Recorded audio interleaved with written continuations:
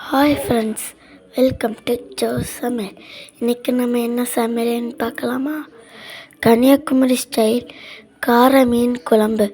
அதுவும் நாங்கள் இந்த கார மீன் குழம்பு எங்கள் அம்மா பண்ணுங்க.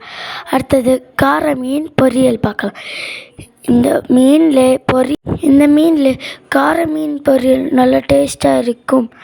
அடுத்தது சூடான சாதம் எப்படி குவிச்சதுன்னு பார்த்தீங்களா? அடுத்தது கிழங்கூட்டு.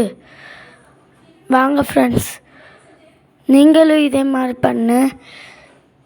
கமெண்டில் எஸ் சிம்பிள் போடுங்க. வாங்க ஃப்ரெண்ட்ஸ், சாப்பிட்டு பார்க்கலாம். ஃபஸ்ட்டு சோறு வச்சுக்கலாம். அடுத்தது கிழங்கு கூட்டு வச்சுக்கலாம்.